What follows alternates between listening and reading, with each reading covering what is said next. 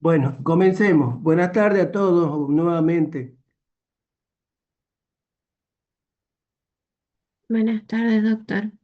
¿Cómo le va? Este sería un día ideal para estar en la quinta agronómica, ¿no es cierto? Tomando clase. ¿Qué dicen ustedes?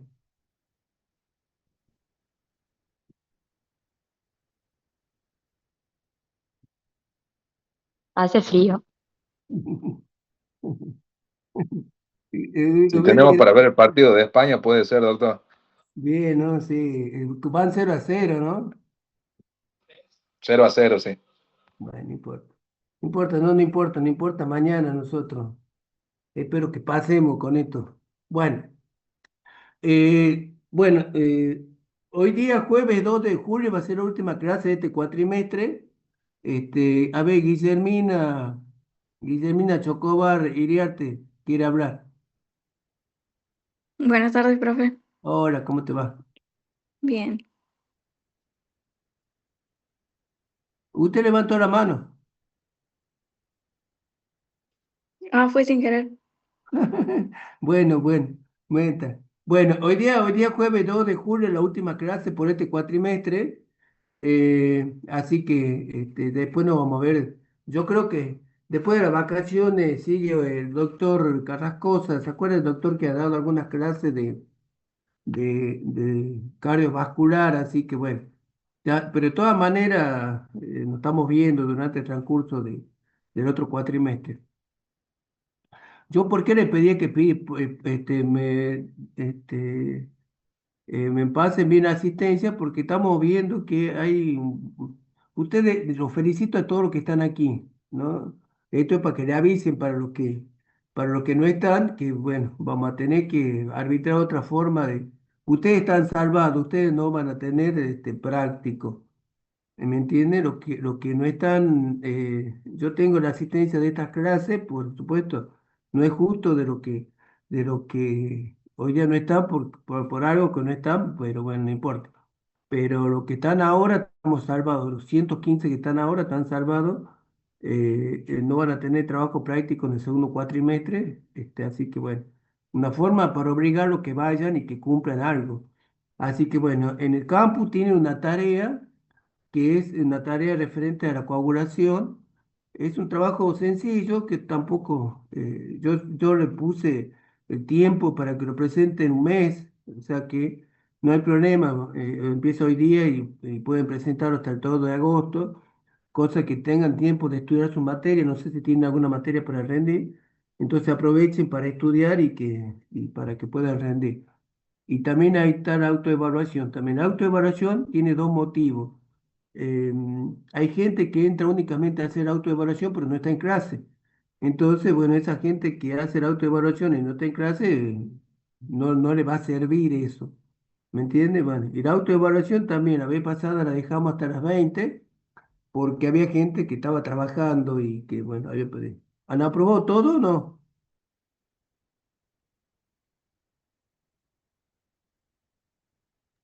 ¿Qué cosa, doctor? Sí, ¿no? Todos han aprobado, así que bueno, esto es importante eso. Lo que tenemos que hacer es, cuando evaluemos esto, Lo que tenemos que hacer es achicar el tiempo nada más. Si achicamos el tiempo ya no copia, ya no tenemos buen resultado, así que no hay problema. Bueno, ¿qué es lo que vamos a ver hoy día? Vamos a ver la farmacología de la coagulación. Si bien este es un tema que no tiene nada que ver con el módulo que estamos viendo en nefrología, pero es un tema importante porque no lo vimos durante el periodo de cardiovasculares que es importante que lo veamos. Así que ahora simplemente voy a hacer un pequeño repaso. Hay cosas que tienen que ver con la fisiología que ustedes ya saben, que ustedes ya aprendieron morfofisiología, pero de todas maneras es cuestión de ponerse este, eh, a ver de qué se trata. Bien. Cuando nosotros hacemos el tratamiento de anticoagulante, es una indicación que es muy frecuente tanto en clínica médica como en el área quirúrgica, ¿sí? Muchas veces en algunas patologías quirúrgicas hay que hacer un tratamiento anticoagulante. Por ejemplo, ¿cuál se le ocurre a ustedes? ¿En qué cirugía tenemos que hacer anticoagulación? ¿O en qué tipo de paciente quirúrgico le vamos a hacer una anticoagulación, por ejemplo? ¿A ustedes qué se le ocurre?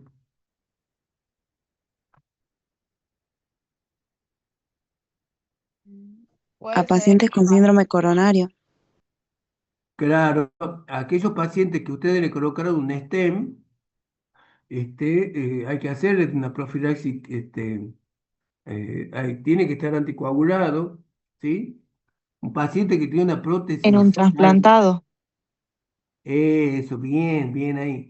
Eso es lo que respecta a la parte quirúrgica. En la parte médica, pacientes que pueden tener, por ejemplo, una policitemia vera, que tiene mucha cantidad de plaquetas, hace falta. Es decir, hay muchas indicaciones que de la anticoagulación. Entonces es importante que nosotros conozcamos eso porque vamos a ver. Bien, entonces, ¿qué es lo que vamos a hacer? Sobre todo las indicaciones, las ventajas, cuándo vamos a utilizar un tipo de anticoagulante, cuándo vamos a utilizar otro, cómo es el manejo de la heparina no fraccionada. Nosotros algo vimos cuando vimos pacientes que tenía en el infarto que podemos utilizarlo. Y las heparinas bajo peso molecular, ¿qué ventaja tienen o no con respecto a la no fraccionada y los anticoagulantes cumarínicos? Es decir, son los antivitamina K. Ustedes saben que la hemostasia es un mecanismo por el cual cuando existe una extravasación de sangre, lo que hace es evitar que se siga saliendo la sangre. Entonces se forma un coágulo y de esa manera evita que siga saliendo sangre y después que pasa todo esto que se repara la pared, vuelve otra vez a quedar indemne. ¿Por qué es importante que quede pareja la pared, pared la pared del vaso? Porque eso puede generar trombo, es decir, cualquier irregularidad que tienen las paredes de los vasos puede generar trombo, ¿sí? Y aquí cuando nosotros aprendimos del tema de la coagulación, vimos que tenían que ver los vasos sanguíneos, a través de la vasoconstricción, la participación de células como granulocitos, monocitos, eritrocitos y fundamentalmente las plaquetas y por supuesto las proteínas que son los factores de la coagulación y la fibrinolisis. Es decir, aquí participan todo a la hora de formar el tapón hemostático o el coágulo, ¿sí? Nosotros conocimos también que existe una vía intrínseca. Esta vía intrínseca, sobre todo, aparece cuando se activa, ¿no es cierto?, un contacto, que hay una activación del vaso, se rompe el vaso sanguíneo y desde afuera el vaso sanguíneo entra el colágeno y eso hace que se desencadene, ¿no es cierto?, la vía intrínseca. Y la vía intrínseca se inicia a través de un factor que es el factor 3. ¿Sí? Esto ustedes ya lo saben, por eso vamos un poco medio rápido. La coagulación, ¿en qué consiste? En convertir la sangre que es fluida en un sólido, un coágulo. Por supuesto, el plazo principal es la conversión de fibrinógeno, ¿no es cierto?, en fibrina, y sobre todo que es a modo de red que contiene los componentes del del coágulo, ¿sí? Nosotros aquí, esto lo vamos a poner aquí, que diga opción de puntero.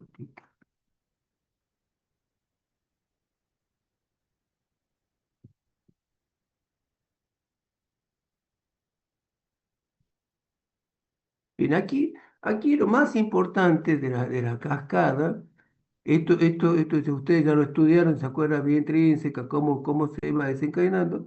Aquí hay un factor importante que es el factor 10, ¿sí? Este factor 10 que está activado, ¿sí? Es que permite que la protrombina se convierta en trombina, y después de trombina es la que permite que a partir de fibrinógeno se forma la fibrina y el coágulo. O sea, que este es un factor muy importante en el desarrollo de la coagulación, ¿sí? Esto lo vamos a tener presente para que veamos lo que viene después, ¿sí? O sea, tenemos que, por supuesto, cómo se van activando los distintos factores, el 12, el 11, el 9, ¿sí? A partir de las distintas vías. ¿Sí? Cada factor tiene su importancia, ¿sí?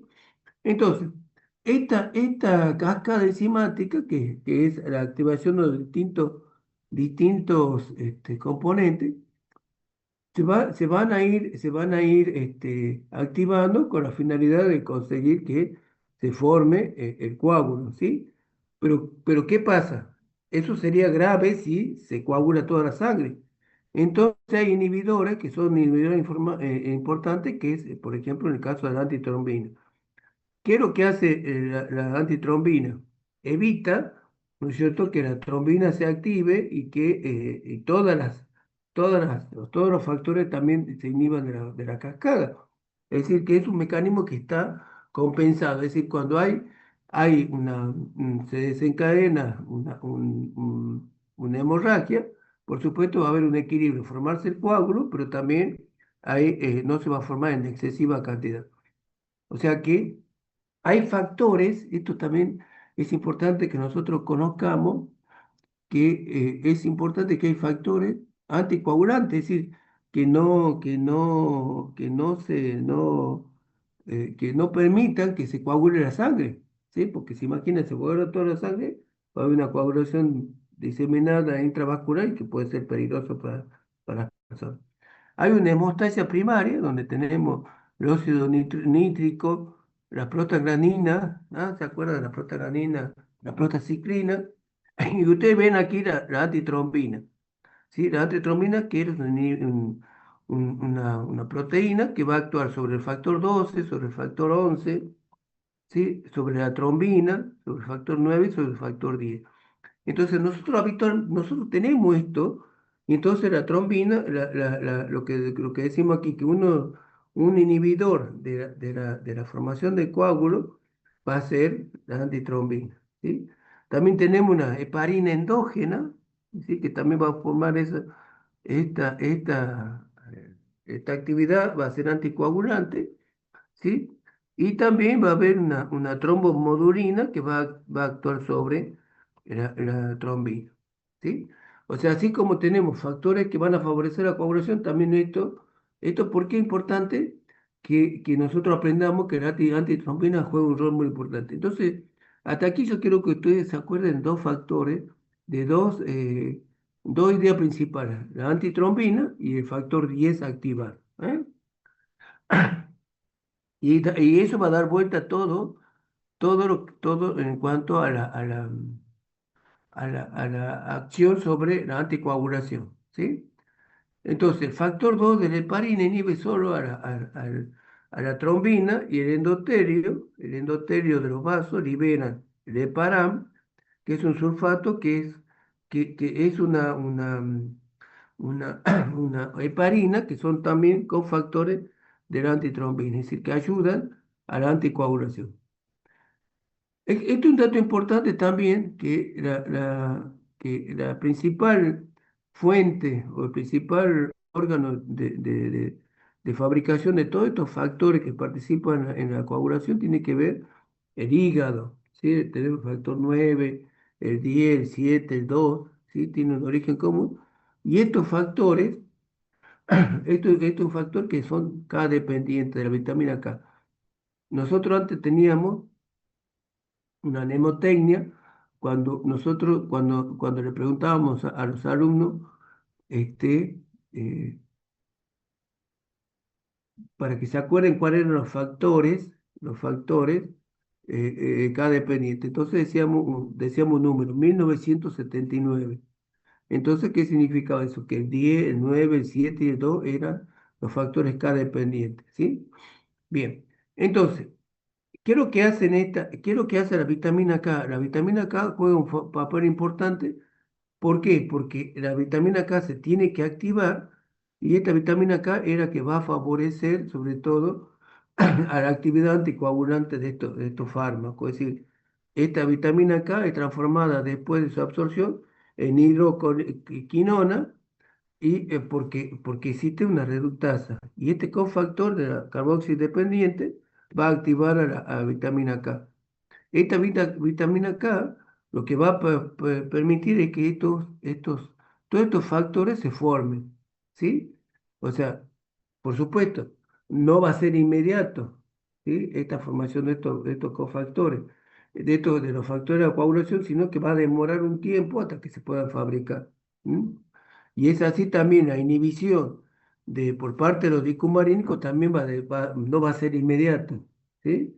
¿Por qué? Porque necesitan inhibir a los factores que fabrican esto y de esa manera, en la medida que inhiban a todos los factores, va a impedir, ¿no es cierto?, la coagulación. Entonces es importante un dato eso, para que ustedes sepan que, por ejemplo, en el caso de la warfarina, tarda su acción farmacológica. ¿Por qué? Porque la vida media de la formación de los factores es bastante lenta, ¿sí? Bien. Esto es un resumen de cuáles son los anticoagulantes que nosotros vamos a ver y después vamos a ver más adelante si le damos alguna tarea a alguno de los grupos que no habló, así que ya vamos a ver cómo hacemos, ¿sí? Hoy día simplemente vamos a hablar de la heparina y vamos a nombrar las dicumarínicos sobre todo, ¿sí? Bien, los anticoagulantes se dividen en anticoagulantes parenterales, que pueden ser intravenosos o subcutáneos, y estos van a ser indirectos, ¿sí? ¿Por qué? Porque van a depender de la presencia de antitrombina, ¿sí? O sea que la antitrombina lo que hace no permite que se forme el coágulo, y de esa manera es un anticoagulante.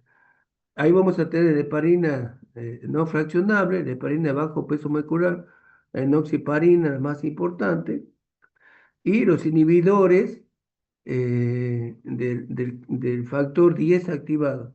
El fondaparinux, que sería un ejemplo de esto, ¿sí? Esos son los anticoagulantes indirectos, es decir, indirectamente yo bloqueo la antitrombina y la antitrombina era que produce su acción anticoagulante. Y después tenemos directos que bloquean al factor 2 y no dependen de antitrombina, y tenemos un ejemplo de la hidrodenina y los inhibidores sintéticos bajo peso molecular. Y después nosotros aquí tenemos los orales que no dependen de la antitrombina, ¿sí? Y después tenemos otros que son indirectos, de la vitamina, antagonistas de la vitamina K. O sea, yo bloqueo la vitamina K, no se fabrican los factores y de esa manera vamos a tener una acción anticoagulante, ¿sí? Y aquí vamos a tener esto de lo que ustedes quizás ya hablaron, es lo que ustedes conocieron cuando vieron algún tipo de paciente cardiovascular, los anticoagulantes que inhiben a factor 10, ¿sí? Ustedes ven que este factor 10 es un factor que está activado, o sea que es un buen dato. Entonces, un buen dato para la autoevaluación que vamos a hacer hoy día. Es decir, ¿qué dice? ¿Qué tipo de inhibición producen, por ejemplo, los nuevos anticoagulantes orales? Estos son nuevos anticoagulantes orales, NACO se llama, ¿ah? El Rivaroxaban, el Apixaban, ¿sí? Estos son nuevos anticoagulantes orales. Estos eran los viejos, ¿sí? ¿Y qué es lo que hacen los viejos? Inhiben al factor 10 activado. Esto no, esto acuérdense que esto lo que hace es los factores que se están para formar. Ninguno de estos anticoagulantes actúan sobre los factores activados. Y después tenemos los inhibidores de la trombina, el Gavi Beltrán, que es específicamente contra eso. ¿Sí? Entonces, aquí nosotros, ¿qué es lo que vamos a aprender hoy día? Cuando yo quiero utilizar un paciente que lo quiero anticoagular, entonces cuando yo hablo de la anticoagulación, bloqueo todos los factores, ¿sí? Por ejemplo, si usted utiliza un antagonista de la vitamina K, el dicumarol, la warfarin. En cambio, entonces va a tener una acción anticoagulante. En cambio, cuando yo quiero bloquear exclusivamente el factor 10, va a ser una acción más selectiva y serían antitrombóticos. Eso, ¿por qué no? ¿Para qué nos sirve saber esto? En los casos, por ejemplo, de una cirugía, en un paciente que yo quiero anticoagular no me conviene porque el paciente va a sangrar mucho. Entonces, directamente lo que trato de hacer es bloquear al factor 10 de dos maneras utilizando los nuevos anticoagulantes orales o una heparina de bajo peso molecular como la enoxaparina. ¿Sí? Entonces, eso es lo que hago y eso me permite, por ejemplo, si yo quiero hacer una profilaxis de un tromboembolismo, voy a utilizar esto. Cuando yo tengo un paciente por una patología, por ejemplo, que necesito que una policitemia vera, que el paciente necesita esté anticoagulado, y necesito monitorizarlo, voy a utilizar un dicumarínico, por ejemplo. ¿Sí? ¿Se entiende, chico, la diferencia o no? Sí, doctor. Sí, profe. Per- Perfecto. Entonces, entonces, eso es lo más importante que sepamos por qué vamos a usar uno y por qué vamos a usar otro. Vamos a hacer un poco de historia. ¿Sí? La historia de la heparina. La heparina, mire usted, en el año 1912, un señor que se llamaba MacLean, él estudiaba sustancias halló, por ejemplo, que algunos tejidos se prolongaba la coagulación de la sangre in vitro como in vivo. Después, otro en 1918, Howell encontró una sustancia que al encontrarse en el hígado en mayor proporción se encuentra en todos los tejidos. ¿Sí?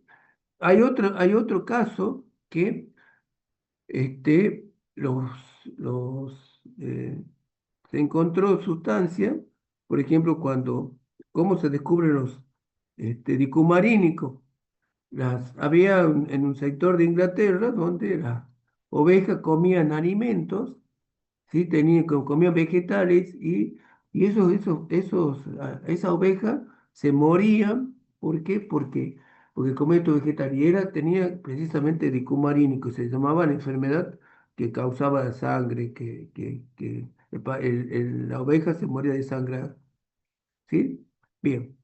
Vamos a la heparina. La heparina es un mucopolisacárido, tiene 16.000 Dalton, y esto significa que es de alto peso molecular. ¿Sí? Cuando es de alto peso molecular, esto vamos a ir un poco más rápido, significa que, no, que tiene una, una cadena larga. ¿Sí? Ya vamos a explicar qué tiene que ver.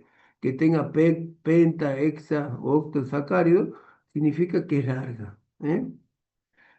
Y después tenemos esta zona no fraccionable que tiene 16.000 Dalton. Y después tenemos la heparina bajo peso molecular que usted ve que tiene, la otra tiene 16.000 y esta tiene 3.500, la enoxaparina, la nodraparina, que 5.000 entre 4 y 8.000. ¿Sí? Y después tenemos el parenoide que es el heparan, el pentosan, sulfato, que también se lo puede utilizar, que son más específicos. Entonces, ¿qué es lo que hace? La heparina en general, estamos hablando de la no fraccionable, lo que hace es acelera la formación de los complejos moleculares entre antitrombina y la serinoproteinasa de la coagulación. Y por supuesto, lo que decíamos recién sobre qué factores va a actuar, sobre todo el factor 2, factor 9, el 10, el 11 y el 12, y sobre la plasmina. ¿Y esto qué hace? Modifica alostéricamente a la antitrombina 3 en sus residuos de arginina, que son los sitios donde se unen a la trombina. Entonces, Entonces, eso es lo que hace fundamentalmente para cómo va a actuar la heparina sobre la antitrombina. Es decir, no permite que se produzca la coagulación. ¿Sí? Bien, entonces, entonces, entonces esto lo que hace es el- la antitrombina, que se une al factor 10 formando el complejo, entonces lo que hace es incrementar la actividad de su actuación. Y entonces esto hace que el factor 10 no pueda actuar, ¿no es cierto?, fabricando fibrinógeno. ¿Sí?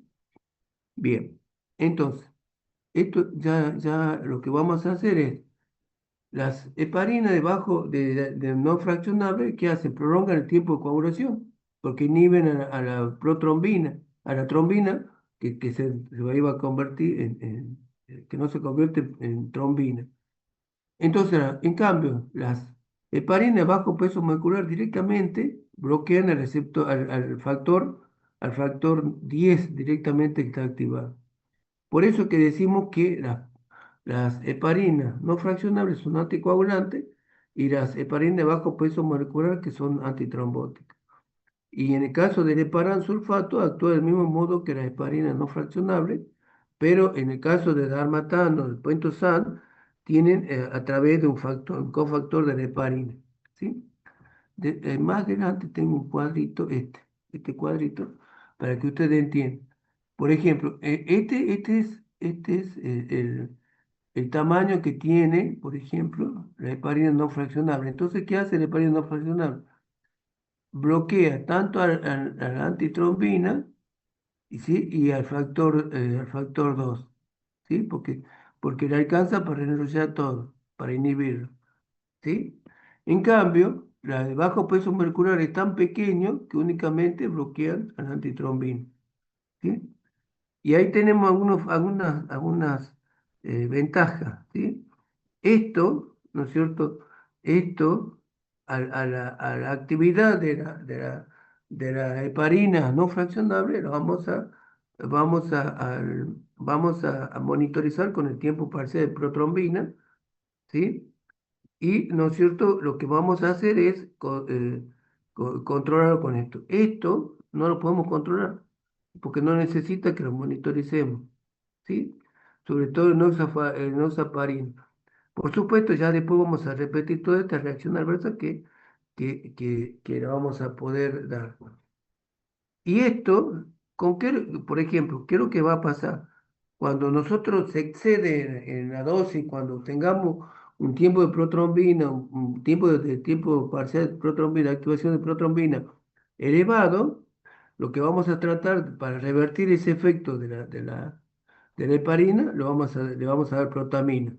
En cambio, cuando tengamos un exceso de heparina bajo peso molecular, no tenemos cómo revertir. ¿Sí? Entonces, esto es importante. Aún no la podemos monitorizar, ¿no es cierto?, con el tiempo de protrombina, sobre todo, y entonces también hay que ver cómo podemos seguir, cómo podemos chequear esa anticoagulación. ¿Cuáles son las acciones fundamentales que tiene esta heparina, ¿no es cierto? Lo que hace es la activación de la función plaquetaria mediada por inmunoglobulina G, y esto es lo que va a hacer que en algún momento se pueden formar anticuerpos contra estas plaquetas, ¿eh? Y eso es una de las causas que se puede explicar la formación de algunos anticuerpos contra las plaquetas, y una reacción adversa que produce la heparina de bajo peso molecular no fraccionable va a ser fundamentalmente la aparición de una trombocitopenia. ¿Sí? Eh, en algunos casos también la heparina de bajo peso molecular va a tener acción sobre la fibrinolisis. Acuérdense que la fibrinolisis es importante para que después que se hace tapón plaquetario, el tapón hemostático necesita desaparecer. Entonces, de esa manera. ¿Sí? Entonces, una de las consecuencias, una de las complicaciones, sobre todo en pacientes que son mayores de 60 años, en alcohólicos crónicos, insuficiencia renal, ¿sí? Es importante que chequeemos la función, cómo, hasta dónde está anticoagulado. ¿Por qué pasa todo esto? Porque al no tener factores que pueden antagonizar la acción de la heparina, no se va a producir hemorragia, ¿sí? Entonces, y sobre todo que hay una metabolización a nivel hepático para que puedan tener una mejor metabolización de este tipo, este tema, esta heparina, ¿sí? Por supuesto, cuando nosotros le aplicamos la heparina a nuestros pacientes, siempre va a haber algún hematoma, si está anticoagulado. También lo que tenemos que chequear que el paciente no tenga sangre en las heces, ¿sí? En la orina, ¿sí? Entonces, cuando nosotros notamos que hay una hipercoagulación, directamente hay que darle protamina, directamente hay que antagonizarlo con protamina, ¿sí? Esa es la ventaja de utilizar eh, utilizar sobre todo de este tipo de medicamentos que podemos chequear, podemos monitorizar, ¿sí? La actividad de la trombocitopenia es un mecanismo inmunológico, que se debe a que se forman anticuerpos a través de una alergia tipo 2. ¿Se acuerda cuando nosotros veíamos en la básica la alergia tipo 2 que decíamos que era citotóxica? ¿Sí? Entonces, ese era causante de la trombocitopenia, ¿ah? Esto se repite tanto para la heparina de no fraccionable como la de bajo peso molecular, ¿sí? Hay una trombocitopenia aguda que es inducida por heparina, un 5% de los pacientes, y una pronunciada que tiene su contexto alérgico, que era con mayor frecuencia nosotros podemos observar, ¿sí? ¿De qué estamos hablando cuando hablamos de trombocitopenia? Cuando tenemos recuento de plaquetas menores a 300.000, es normal que tengamos arriba de, este, de 100.000, ¿sí? Y cuando tenemos un descenso importante del valor de inicial, hay que tener mucho cuidado porque eso también puede desencadenar alteración en nuestros pacientes, ¿sí? Generalmente, lo que tenemos que hacer es inmediatamente empezar el tratamiento, y cuando chequeamos sobre todo este, los tiempos hemostáticos, tiempo de coagulación, KPTT, tiempo de protrombina, también pedir un recuento de plaquetas. Y ahí nosotros observamos que hay un descenso importante de las plaquetas, ¿ah? Por supuesto, es importante que hay un compromiso, ¿no es cierto?, eh, de la disminución de las plaquetas, y que hay una forma grave de trombocitopenia que puede asociarse con trombosis, con tromboembolismo arterial, ¿ah? Y ahí puede haber una coagulopatía por consumo, ¿sí? Y sobre todo este efecto adverso nosotros lo vamos a observar cuando utilizamos la heparina no fraccionada, ¿sí? La heparina no fraccionada un poco, cuando veamos la utilización de este tipo de heparina, está más limitada a la parte aguda. Es decir, que ya podemos observar, por ejemplo, que podemos dar en el caso de un paciente infartado, o sea, que es un tipo de tratamiento que lo vamos a hacer en el paciente en forma aguda, no es una heparina. Aparte, la administración de vía endovenosa, pues eso también dificulta que no la podamos administrar por mucho tiempo. Entonces, lo que vamos a hacer es directamente tratar de dar otro tipo, ya sea una heparina de bajo peso molecular, o directamente vamos a los anticoagulantes orales, ¿sí? Estamos hablando de tratamiento en algunas patologías que necesitan una anticoagulación. Por eso la heparina no fraccionable está limitada únicamente a los cuadros agudos, que necesitamos ir rápidamente a hacer una anticoagulación, ¿sí? Y por eso toda esta reacción adversa de trombocitopenia Esto va a pasar siempre y cuando tengamos mucho tiempo, ¿sí? Otra nocividad que también podemos utilizar, que pueda aparecer, ocurre en la osteoporosis. Y esto más está relacionado con la dosis, que con la duración del tratamiento. Es decir, cuando utilizamos, es importante mucho tiempo, también puede aparecer osteoporosis, pero está relacionado sobre todo este, eh, por la dosis, ¿no? Por una reabsorción. Hay reacción de anafilaxia, hay reacción de alérgica, ¿sí? Ocurre mucho con la heparina, ¿sí? Generalmente también a nivel hematológico podemos ver elevación de transaminasa, por eso es importante hacer una, un buen desarrollo de la función hepática, la función renal, para saber qué va a pasar con nuestros pacientes, ¿sí? Nosotros, esto, lo que vamos a ver con las, este, con las heparinas, sobre todo, que la dosis que nosotros le vamos a emplear, vamos a hacer 80 unidades kilo, más o menos 2 a 3 días y una vida media de 90 minutos, ¿sí? Y la podemos dar, en el caso de la no fraccionable, siempre la vamos a dar por vía endovenosa, acuérdense en eso, ¿sí? Entonces eso va a hacer va a ser únicamente para la emergencia que lo vamos a utilizar, ¿sí? Su vida media más o menos dura 12 horas. En el caso de la heparina, la enoxaparina, vamos a emplear dosis de 20 a 80 miligramos. Muchas veces manejamos dosis de 40 miligramos una vez al día. Eso lo podemos hacer por vía subcutánea, ¿sí? Y eh, más o menos dura 12 a 24 horas. Vamos a hacer dos dosis, por ejemplo, el tromboembolismo pulmonar, por ejemplo, ¿sí? Y el fondaparinio, que también otro que vamos a utilizar, va a ser una dosis de 2,5 miligramos una vez al día. En el caso de alguna prevención, por ejemplo, una cirugía, ¿sí?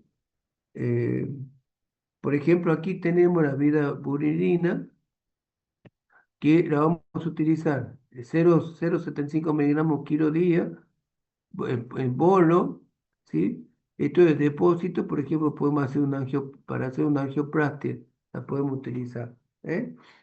Bien, y dentro de la reacción adversa que vamos a tener, sobre todo este, con, con las heparinas, ya volvemos a repetir, la alergia, la anafilaxia, la urticaria, ¿sí?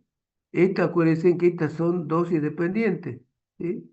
Estos son las enzimas, la transaminasa, que puede estar aumentada, ¿sí? Va a haber trombocitopenia que decíamos, va a haber osteoporosis, alopecia, ¿sí? Hipopotasemia, púrpura, necrosis cutánea, hematomas, ¿sí? Hiperaldosteronismo, acidosis metabólica, ¿sí? Y las heparinas de bajo peso molecular puede ocurrir que tengamos una anemia, ¿ah? Por hemorragia, trombocitopenia o cianofilia también, más o menos parecido. Y fondaparinio también, ¿sí? Entonces, la distribución, esto se va a hacer por todos los tejidos, un 100%. Se metaboliza sobre todo la heparina de bajo peso molecular eh, a nivel hepático y todas secretan por la vía renal, ¿sí? Por vía renal hay que tener cuidado con el flujo glomerular, cómo está el filtrado glomerular para poder excretarse. Pero acuérdense que todas se excretan por vía renal, ¿sí? Bien, estas son las interacciones, por supuesto, no la podemos asociar a otros anticoagulantes, utilizados con precaución, ¿sí? Y sobre todo cuando tengamos una asociación que tengamos presente con los AINE, con los glucocorticoides, con la penicilina, ¿sí? Por supuesto, las contraindicaciones, si el paciente es alérgico, no la vamos a dar, ¿sí? En el caso de una hemorragia intracraneal tampoco, porque estamos sospechando. Muchas veces en algunas situaciones de, de cuando, cuando tenemos, por ejemplo, un ACV que puede ser isquémico, hay que tratar de administrar estos anticoagulantes con mucha precaución, ¿sí? Por supuesto, si el paciente tiene una trombocitopenia, no le vamos a dar, ¿sí? Si tiene alteraciones hemostáticas, tampoco, ¿ah? Entonces, eso sería una contraindicación. Por supuesto, lo que decíamos recién, al tener un metabolismo hepático o a tener una insuficiencia renal, también vamos a tener mucho cuidado, ¿sí? Entonces, la indicación de cada una de estas va a estar supeditada a qué tipo de situación la vamos a tener, ¿sí? ¿Ustedes en clínica médica, en algunos casos, en algún tipo de paciente han usado heparina o no?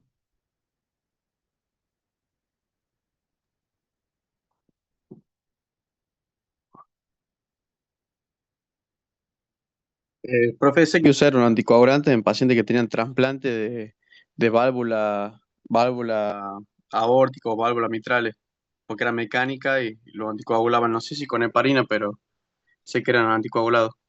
Perfecto.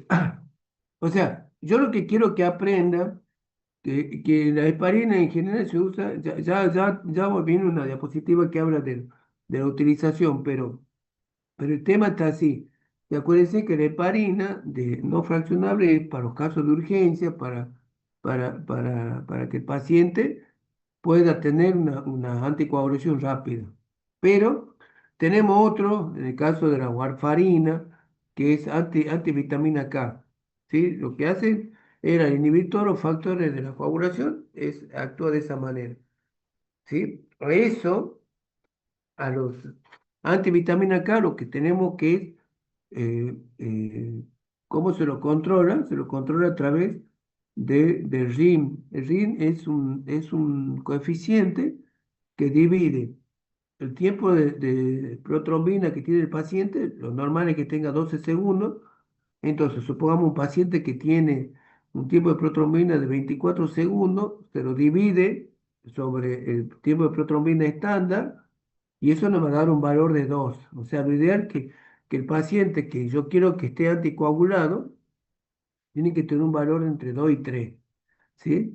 Si tiene de uno está normal, o sea que no está anticoagulado, pero entre 2 y 3 puede ser. Y si tiene más de 3, ¿no es cierto? Si tiene más de 3 hay que revertir esa acción. Si yo le estoy dando una antivitamina K, ¿cuál va a ser cuál va a ser el antídoto para los pacientes que están tomando el dicumarínico? Vitamina K. Perfecto. ¿Y sabe dónde está la vitamina K? ¿Cómo hace usted para? ¿Dónde está la vitamina K?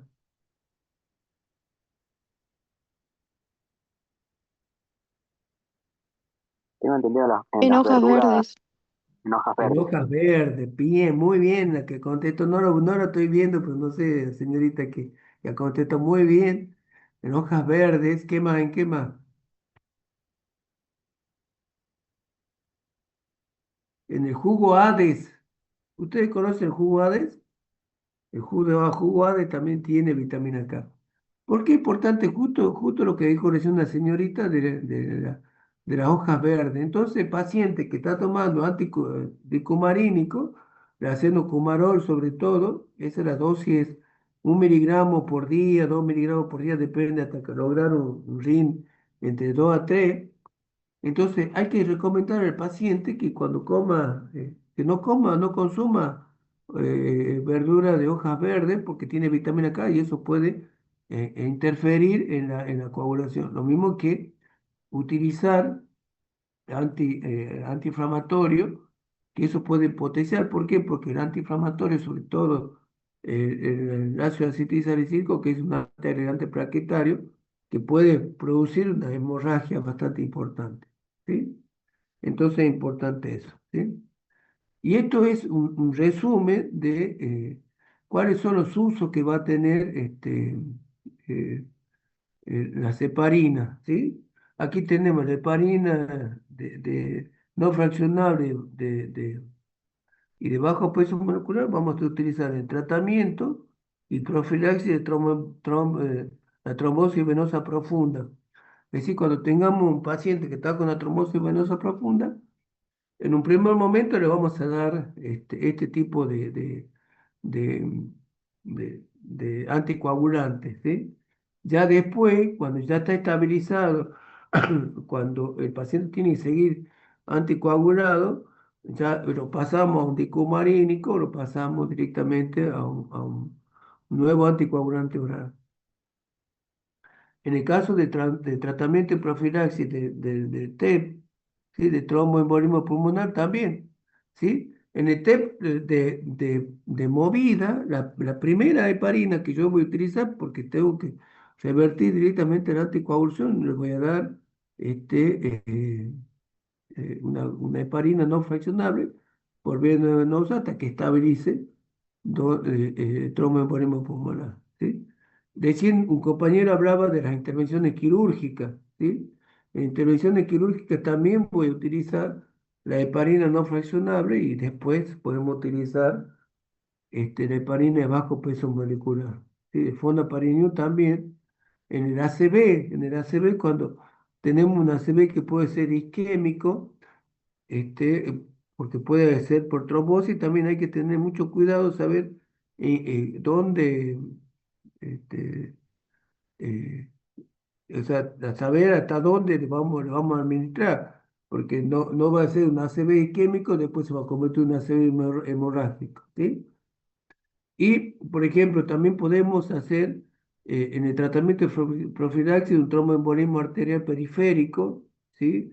Entonces también ustedes ven cómo se pueden utilizar a distintos tipos de heparina y yo quiero que ustedes aprendan qué tipo de heparina la vamos a utilizar y por qué la vamos a utilizar en determinado momento y cuál otra y por qué no otra, ¿sí?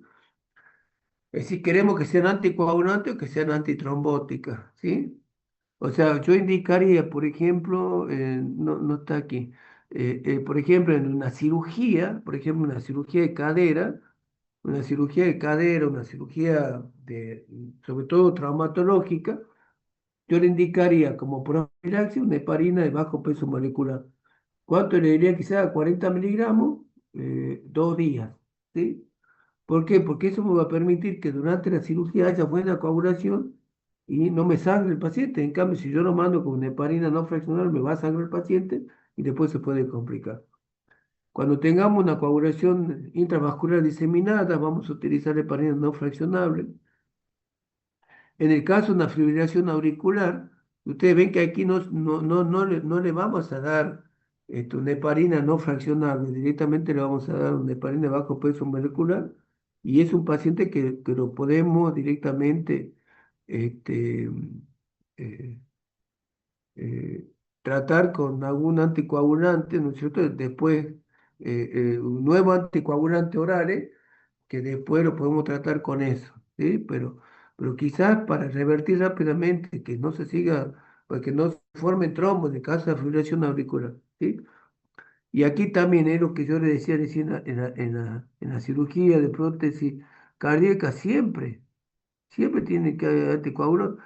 El paciente que va a ir a diálisis, el hecho de pasarlo por la máquina, lo tienen que anticoagular, ¿no es cierto? ¿Qué opinan ustedes?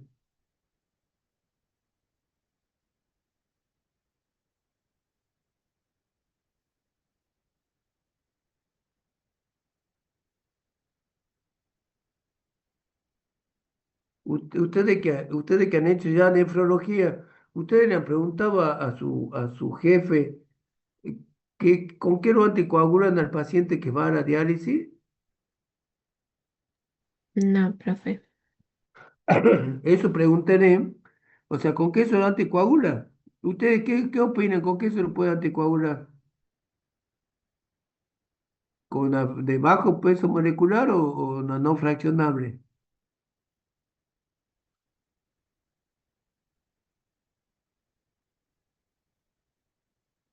Harina de bajo peso molecular. Claro, va a ser antitrombótica, pero usted aquí necesita el hecho de que usted le saque la sangre. ¿Usted ha visto algún aparato de diálisis ahora, un riñón artificial ahora cuando fueron a nefro o no?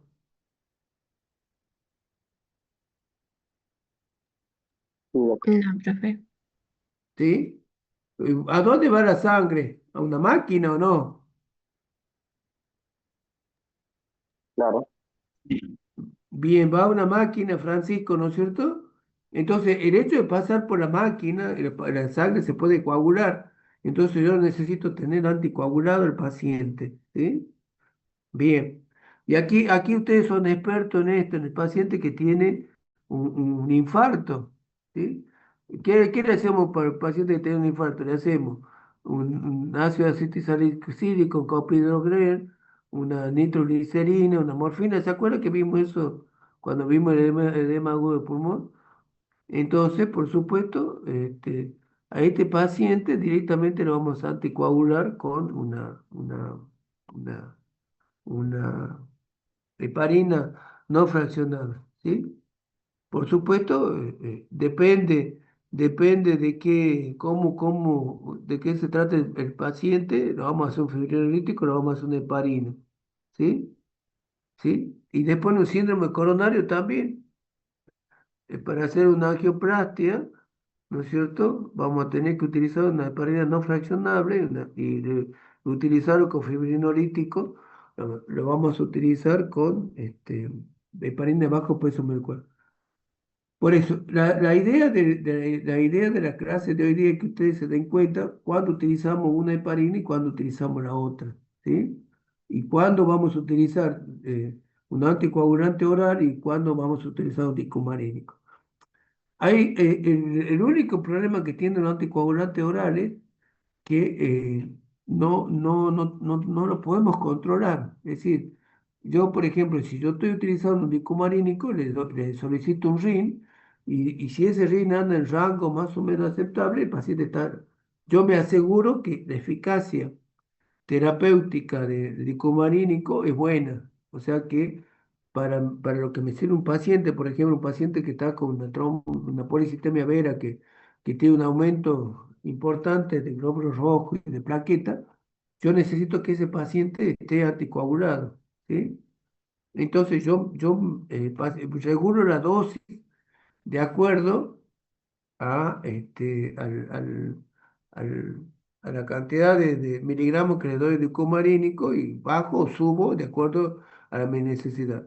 En cambio, los anticoagulantes orales no tengo cómo medirlo. Inclusive cuando quiero antagonizarlo, no tengo un antagonista, tengo un antagonista que es un anticuerpo monoclonal que también, ¿cómo lo voy a antagonizar? No sé. ¿Me entiendes? O sea, no.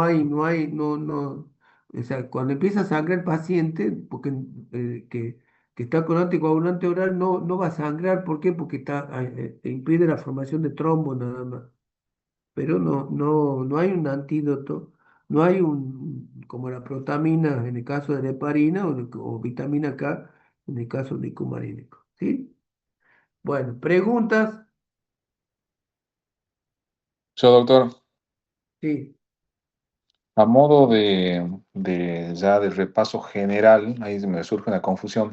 ¿Cómo hacemos nosotros para elegir de manera profiláctica, post cirugía coronaria, el tratamiento con anticoagulante o antiagregante plaquetarios que nos refieren varios pacientes? Claro, el paciente generalmente cuando sale post cirugía, sale con antiagregante plaquetario y le pone los dos antiagregantes plaquetarios, el clopidogrel y el ácido acetilsalicílico, ¿sí? Y algunos pacientes se hace también anticoagulante oral, no sé para qué le ponen tanto, pero el paciente sale con eso, ¿sí? O Porque sea, con ya eso depende anda del bien. criterio postquirúrgico, digamos. Claro, postquirúrgico. Y como profilaxis, como por el paciente que ha tenido un infarto y para evitar que se reinfarte, lo utilizo el copidogrel. Hablando del copidogrel, el mecanismo de acción del copidogrel es que inhibe al receptor de adenosina, que se llama PI2. Entonces ese es el mecanismo de acción. En cambio, el mecanismo de acción del ácido acetilsalicílico era inhibir la síntesis de prostaglandina y de eso inhibía el tromboxano 2. Entonces, post cirugía lo mando con esos antiagregantes plaquetarios. Generalmente eh, eh, se puede utilizar un nuevo anticoagulante oral, pero también hay que tener, no podemos controlarlo, pero también sería ideal darlo con eso también. ¿Sí? Perfecto, gracias. Bueno, perfecto. Bueno, chicos, eh, todos nos vamos a hacer un muñeco de nieve así. Hay gente que está en Tafí del Valle, este, vamos a hacer un muñeco de nieve. No sé si será divertido ir a enfriarse ahí. Así que bueno, espero que le haya servido. Ahora estoy subiendo las dos clases de nefrotóxico. La tarea que tenemos es, hay un artículo que está subido que habla de la dosificación de los fármacos en insuficiencia, en los pacientes que tienen insuficiencia renal. Es una tarea fácil, siempre tienen que leer, ¿no es cierto?, el artículo, cuáles son las recomendaciones, y después le puse un par de drogas que ustedes tienen que ver cómo si se modifica o no la posología de esta droga, algo sencillo, cosa que no se complique, y puedan hacerlo. Tienen todo el mes, ¿sí? Tienen todo el mes. Hay gente que debe tareas, ¿sí? Así que en el transcurso de la semana va a aparecer recuperación de la tarea uno, recuperación de la tarea 2, recuperación de la tarea 3, recuperación de la tarea 4. Después también va a aparecer recuperación de la autoevaluación. Hay gente que no se ha dado cuenta que había que tener la autoevaluación. Así que en el transcurso de la semana, y bueno, y ahí yo quiero que todos tengan su actividad, porque hay mucha gente que debe las actividades y es una forma de llegar a ser regulares, ¿sí? Para que ustedes tengan la oportunidad de poder tener eh, la regularidad de esta materia y vemos cómo va a ser la aprobación. Así que espero que les sirva. Así que ustedes estén atentos. Yo calculo que a partir del lunes ya no lo quiero llenar de cosas para que ustedes tengan tiempo también, porque capaz que la otra semana tienen que rendir. Entonces, en la semana del 13 van a estar puesta la recuperación de la actividad. Por supuesto, va a ser una semana. ¿Ah? Ahí no sé quién está levantando la mano. Yo, profe, fue sin querer. Bueno, Sí se perfecto. entiende, gracias. Bien, perfecto. Bueno, nos vemos. Vayan a contestar la autoevaluación Doctor, y que disculpe, tengan una ahí le buena puse en el vacación. chat. ¿Ah? Si podía explicar de nuevo en qué consiste la tarea porque no escuché bien, por favor. La tarea ahí está escrita, Romero. La tarea dice así, que usted tiene que poner todas las recomendaciones que hay cuando medica a los pacientes que tienen insuficiencia renal y después pautas de dosificación de algunos medicamentos. Ácido acetilsalicílico, no me acuerdo en este momento, clopidogrel, enalapril, furosemida, pero ahí está, ahí está. Si usted lee el artículo va a ser fácil Ok, todo. doctor. Bien, ya la voy a ver. Quédate tranquilo. Gracias. Bueno, chao chicos, nos vemos, vayan a Chao, contestar la nos vemos. autoevaluación y se desocupan. Nos vemos, doctor. No se Chao. olviden de poner nombre, ¿no? No se olviden de poner nombre y apellido para que yo copie la asistencia. Chao, Chao, Doc. profe, hasta luego. Gracias. Chao.